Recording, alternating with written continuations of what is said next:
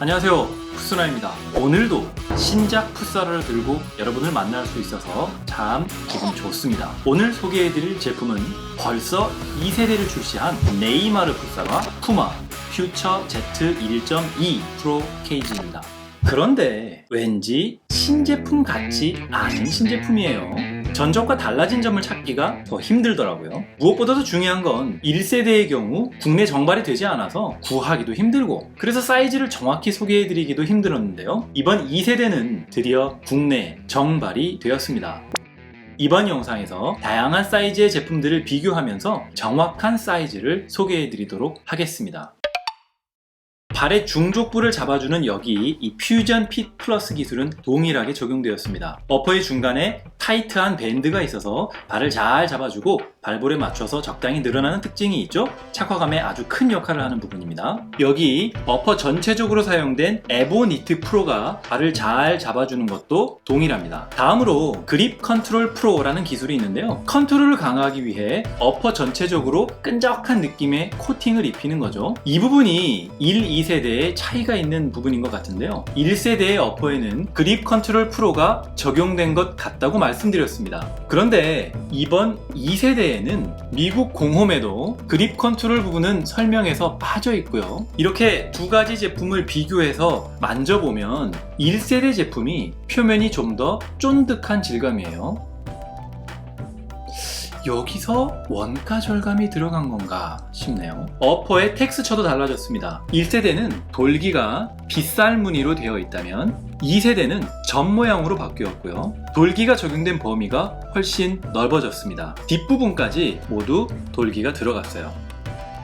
그런데 과연 이 돌기가 큰 기능을 할까요? 아무래도 그립력은 2세대가 조금은 약해졌다고 생각합니다.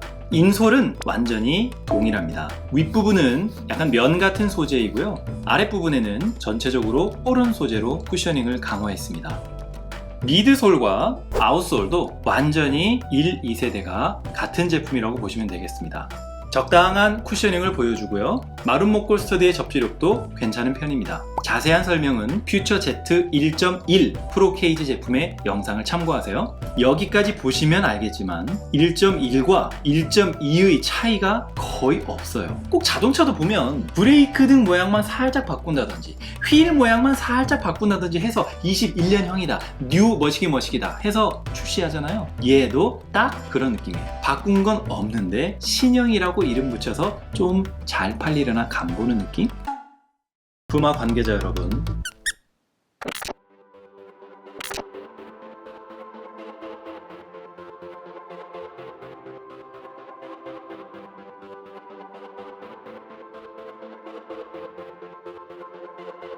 이따가 사이즈감에서도 말씀드리겠지만 이 제품이 제가 신는 다른 제품들과 같은 사이즈감을 보이는 제품이기 때문에 퓨마 퓨처 Z 같은 경우는 요 268g 기준으로 설명을 드려야 되겠네요. 그러니까 사실은 그렇게 무겁게 나온 제품은 아니라고 보셔도 될 것 같습니다.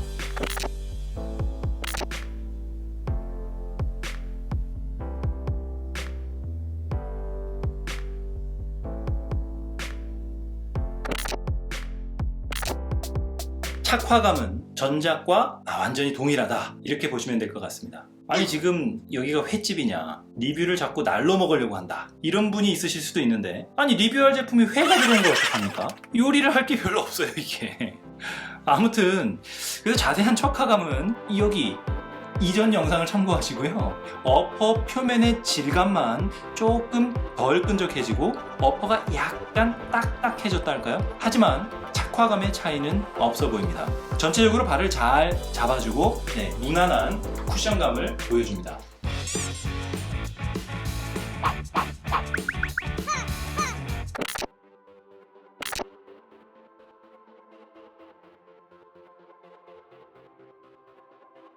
가장 중요한 사이즈감입니다. 먼저 잠시 사과의 말씀을 드려야 할 것 같은데요. 기존 1.1 제품을 리뷰하면서 사이즈는 기존의 정사이즈 제품과 같다고 말씀드렸었죠. 이제 좀 구차한 변명을 해보겠습니다.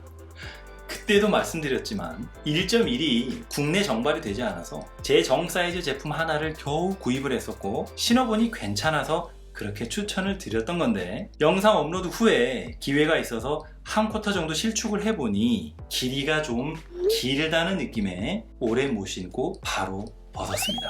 이제 와서 이실직고 합니다. 한 사이즈 작은 게 맞는 건가 했지만 신어볼 기회가 없어서 확인을 못했었는데요. 마침 이번에 1.2가 국내 정발을 한 거죠. 그래서 이번엔 제 정 사이즈인 275와 앞, 뒤로 한 사이즈씩 총 3개를 불러봤고요. 결론부터 말씀드리면 퓨처 Z 1.1과 1.2는 사이즈감이 동일하고요. 정 사이즈에서 한 사이즈 다운한 제품이 제가 신는 기존 제품들과 동일한 사이즈감을 보여주었습니다.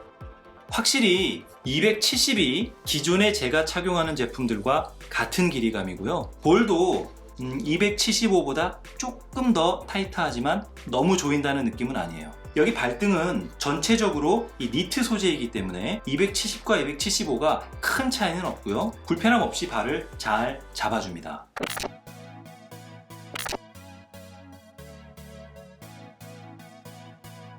보시면 확실히 275는 많이 남아요. 엄지발톱 한 반 정도 되니까 제가 예전에 리뷰할 때는 이 정도가 괜찮다 했었는데 막상 신어보니까 이 제품이 이렇게 토박스가 상당히 높은 형태로 나온 제품이라서 앞에가 좀 너무 많이 남아서 이질감이 느껴지더라고요. 근데 이 제품은 확실히 얘보다는 좀 짧아졌어요. 오히려 어떤 생각도 드냐면 265 제품도 신으려면 신을 수는 있겠다 이런 생각이 들어요. 얘는 보면 기존에 제가 신는 제품보다 오히려 조금은 더 남거든요. 한 사이즈 다운 했는데도. 비교 실측에서 나왔지만 5mm 차이 나지만 실제 길이는 실측을 해보면 한 3mm 정도밖에 차이가 안 나요. 이 퓨전 핏 플러스 이 밴드가 있기 때문에 다른 제품들과 다르게 얘는 이 부분 전체가 다 드러나게 돼 있잖아요. 그래서 발볼이 좀 있더라도 큰 문제는 없다는 생각이 들어요. 여기 발등도 마찬가지입니다. 여기 전체적으로 니트의 범위가 넓잖아요, 이렇게. 그래서 한 사이즈 다운 하더라도 크게 이질감은 들지 않습니다. 쿠션감도 거의 뭐. 오늘은 아쉽게도 비교 실착을 2개만 해드리게 됐어요. 원래 제 계획은 스피드 플로우까지 같이 해드리려고 했는데 그 스피드 플로우 제품이 제 영상을 이제 보시면 아시겠지만 그 어퍼에 조금의 하자가 좀 있었습니다. 제가 산 것도. 그래서 이제 지금 교환 신청을 해놓은 상태라서 비교 실착을 해드릴 수 없음이 좀 아쉽네요. 엄지의 위치를 봤을 때는 오히려 베이퍼 14가 조금 더 길이감이 남는 것처럼 보이잖아요. 그런데 이 토박스의 형상이 베이퍼에 비해서 이 퓨처 Z가 훨씬 더 여유가 있거든요. 제가 느끼는 길이감은 거의 비슷하거나 오히려 퓨처가 조금 더 여유가 있다고 느껴집니다. 발 볼 같은 경우도 베이퍼도 상당히 타이트하게 발을 잘 잡아주는 제품 중에 속하거든요. 그런데 지금 딱 이렇게 두 제품을 비교해서 신어보면 퓨처가 확실히 더 여기 이 퓨전 플러스 부분이 퓨전 이게 이름이 너무 밴드가 확실히 이 부분을 잘 잡아줍니다. 그렇다고 해서 너무 조여서 뭐 신기 힘들겠다 그런 느낌은 아니에요. 얘는 잘 늘어나는 밴드 소재니까. 그래서 사실 이거 참 잘 맞는 것 같아요. 그런 생각이 자꾸 들어요, 신을 때마다. 약간 스피드형의 제품을 날랜 느낌의, 그죠? 네, 이런 제품을 발볼이 있으신 분이 신어보고 싶으시다 하면은 이 제품 상당히 괜찮습니다. 네, 한번 꼭 도전해보시면 하다고 생각이 들어요. 쿠셔닝도 큰 쿠셔닝의 차이는 느껴지지 않아요. 오히려 이렇게 앞꿈치 쪽은 퓨처 쪽에 좀 더 있다고 느껴집니다. 그래서 현재 이 퓨처 Z가 국내 정발이 됐기 때문에 우리가 구입할 수 있는 가격이 지금 거의 비슷해졌거든요. 그래서 이렇게 된 상황이라면 저는 두 제품 중에 뭐가 나을까요? 물어보신다면 퓨처 Z도 나쁘지 않은 제품이다. 특히 발볼이나 발등이 높으시다면 꼭 한번 시도해 보시면 하다. 이렇게 말씀드리고 싶습니다. 머리 잘 쓴 것 같아요. 이름이를 좀 어렵게 지어가지고. 이제야 푸마의 최상급 풋사라를 제대로 신어볼 수 있게 되었다.